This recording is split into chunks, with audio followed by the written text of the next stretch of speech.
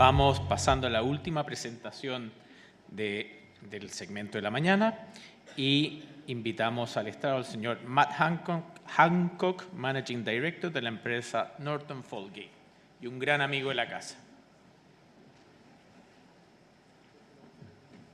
Muchas gracias. ¿Está funcionando? Sí. Hacia adelante, hacia atrás. Vale, perfecto. Hacia adelante, ¿no? Hacia adelante. Vale, perfecto. Hola. Bueno, como dijo Gustavo, soy Matt de la empresa Norton en Inglaterra y hay varias gente que me conoce ya bastante bien acá. Y primero quiero pedirle disculpas si comete bastante errores en mi castellano, porque lo aprendí a través de los productores acá y me enseñaron bastante malas cosas. Pero, miren, yo tengo una empresa en Inglaterra, son casi 30 años que estamos trabajando en el mundo de cereza y 25 años que estamos en el negocio con Chile. Y nosotros trabajamos la cereza 46 semanas al año. Y tengo que admitir algo que es muy oportuno en el contexto de esta presentación. Es que tengo dos empresas en Europa que fallaron en mi carrera.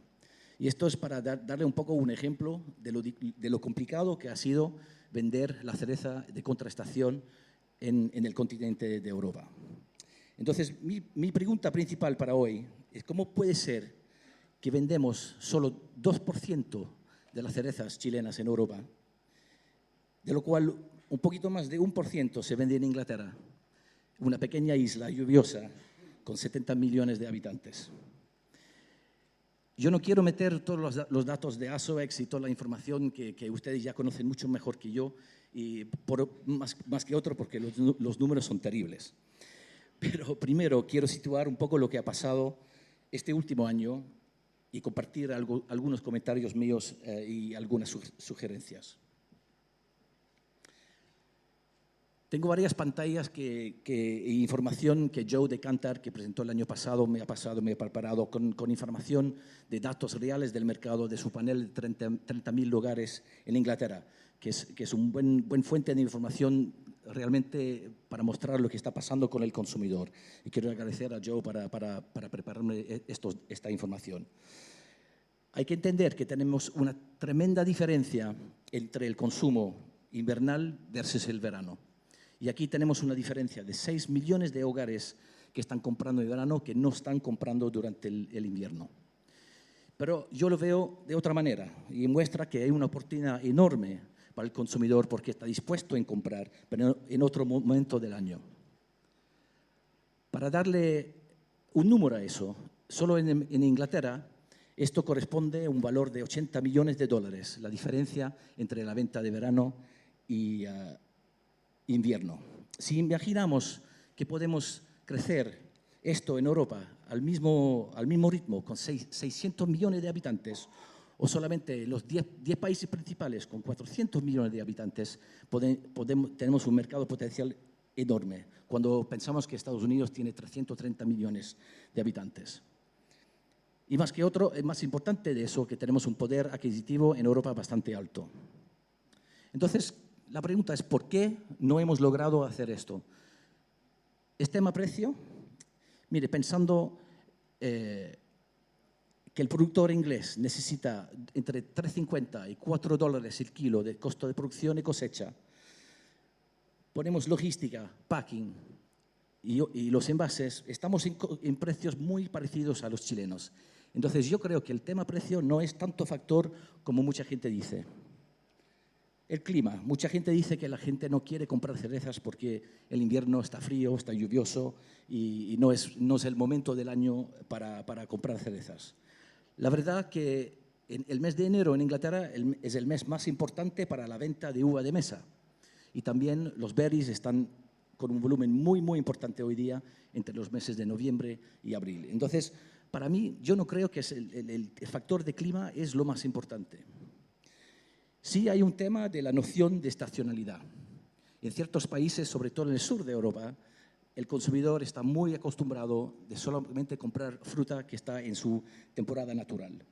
En comparación, en el norte de Europa, el consumidor está mucho más dispuesto en comprar fruta importada y tiene más historia de importación de fruta. El otro factor es que tenemos un mes, 2 veces por año, un mes de septiembre, octubre y también de marzo, abril, en lo cual paramos la venta completamente de cerezas. Y esta pérdida de ritmo de venta tiene un impacto y un valor muy importante en la causa de por qué perdemos este consumidor. Entonces, tenemos que tener más visibilidad del producto durante el invierno.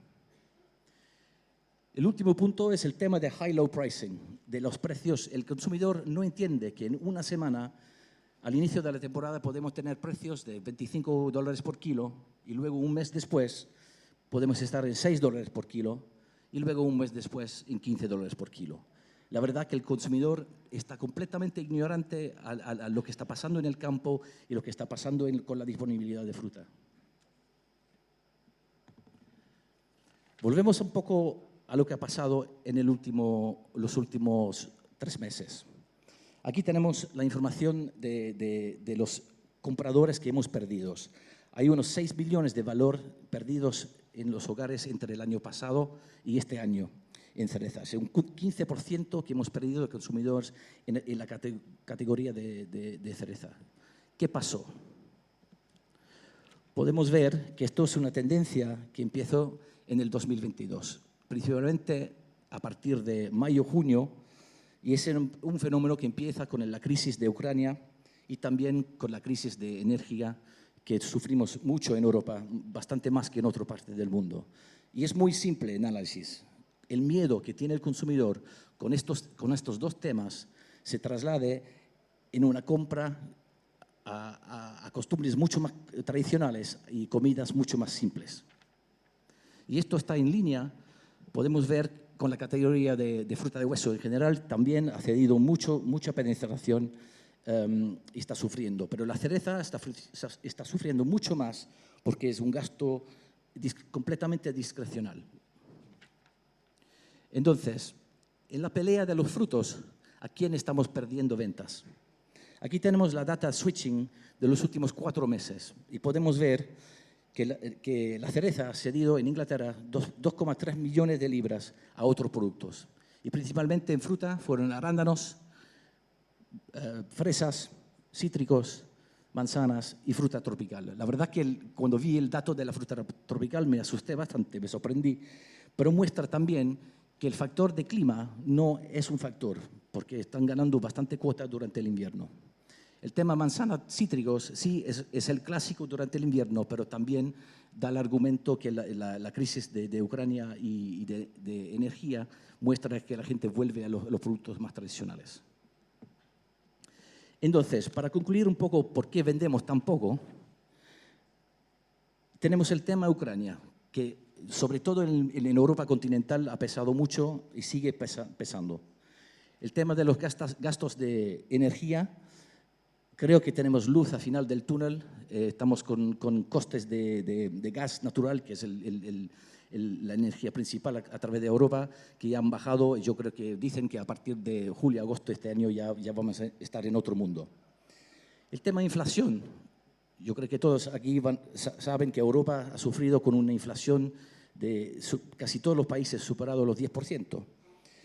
Para países de Sudamérica esto igual es bastante normal, pero en Europa tenemos 2 generaciones que han vivido solamente con entre 0 y 3% de inflación. Entonces tenemos muchos consumidores que no entienden cómo vivir y cómo reaccionar en un mercado de tanta inflación. Y también eso genera más asusto. El último punto es la noción de estacionalidad. Y para mí sí, esto es un tema. Y tenemos que armar una estrategia de comunicación para que la gente sabe que cerezas están disponibles y darle espacio en la góndola. Ahora quiero pasar un poco a algunas observaciones mías personales y situar un poco la cereza en el mundo de la comida más general. El mundo dejó productos malos para la salud a dominar el espacio promocional de los supermercados. El 77% de ingleses son gordos. Aquí tienes un ejemplo. El Servicio de Salud Pública gasta 180 billones en enfermedades asociadas con el estilo de vida. Imaginamos que podemos sacar solo 2% de ese dinero e invertir eso en promociones de fruta fresca. Es mucho dinero y puede tener un cambio muy grande. Justamente ahora estamos en un proyecto con el gobierno para discutir justamente este tema. En el año 80, 58% del ingreso por casa era en frutas, verduras y comida fresca. Hoy es solamente un 26%. McDonald's gastó en 2020 650 millones en promociones mundiales, 200 millones más que el año anterior. ¿Cómo puede ser que gastando mucho dinero, las comidas más malas del mundo ganaron a la fruta, que nunca logró captar su valor potencial? Entonces, ¿qué hacen las marcas dominantes en el mundo? Apple sale con un iPhone nuevo todos los años. En mi casa, el modelo anterior funcionaba perfectamente. Pero el punto es mucho más complicado que eso. Están saliendo con productos para diferenciarse todos los años. Y esto genera al consumidor una anticipación que un Apple iPhone nuevo todos los años es algo completamente necesario y añade mucho valor a la compañía. Tenemos ejemplos en la fruta donde marcas están funcionando. El sector de berries está con mucha innovación varietal que marca diferencia de precio y también una experiencia al consumidor. Pero ha sido un tema complicado de la cereza. Yo creo que en el mundo hay muy pocos ejemplos. La picota en España ha sido algo que en los últimos 20 años ha logrado diferenciarse bastante en el mercado. Puede ser un mal ejemplo en el contexto chileno, pero la secoya, en el momento que salió hace 15 con Warmerdam al inicio, en sus primeros años, sí lograron también a tener precios y un plus. Bueno, ya sabemos lo que pasó con la secoya al final, pero es un mal ejemplo. Y la Pink Lady también, la manzana Pink Lady está por todo el mundo, está funcionando bastante bien. Entonces, mi pregunta es, ¿qué podemos hacer para renovar o innovar en cerezas para darle al consumidor europeo algo nuevo y diferente que le hace justificar cambiar sus costumbres de compra y de comprar invierno y no solo verano?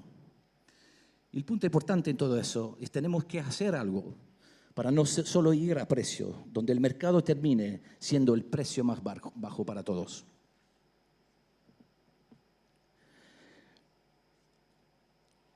¿Qué hacen los demás en términos de marketing? Toman muchas decisiones con muchísima información. Las inversiones en investigación en el sector de fruta de los últimos 15 años son muy concentrados en el cómo, dónde, cuándo y qué producir, pero principalmente para el productor, sin pensar mucho en el consumidor.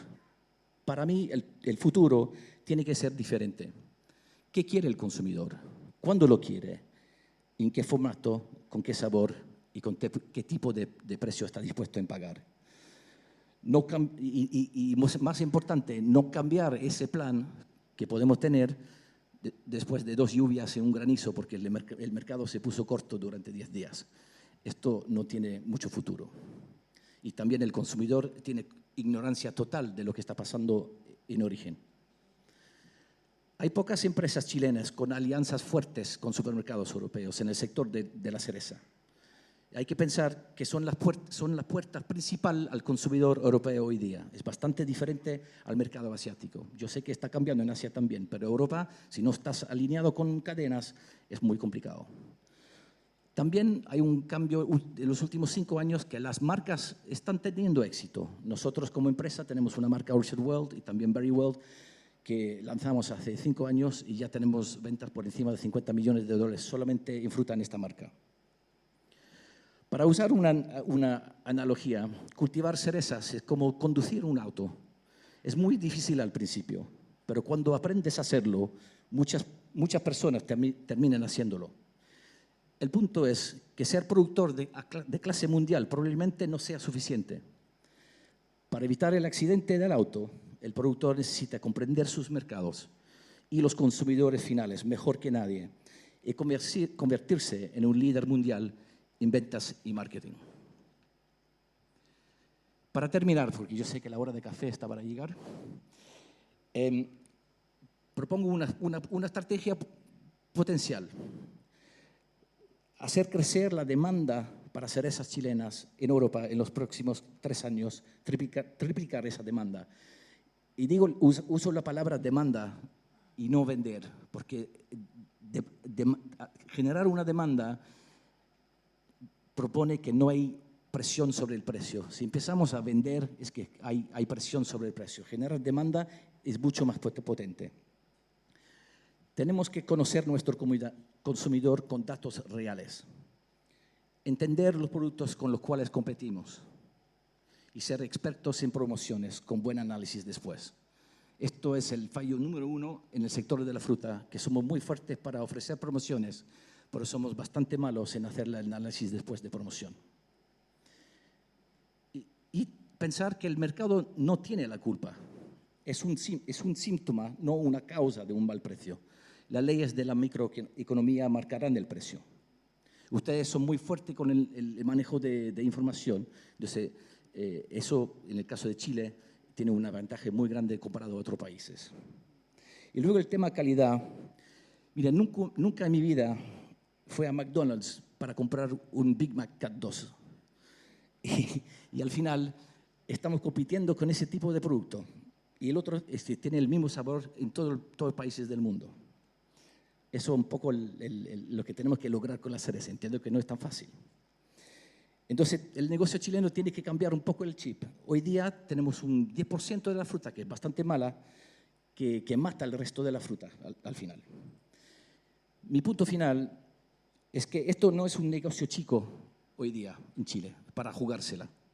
Es grande e importante y requiere planes e inversiones de venta que correspondiente para 140 millones de cajas que van a tener a futuro. Muchas gracias.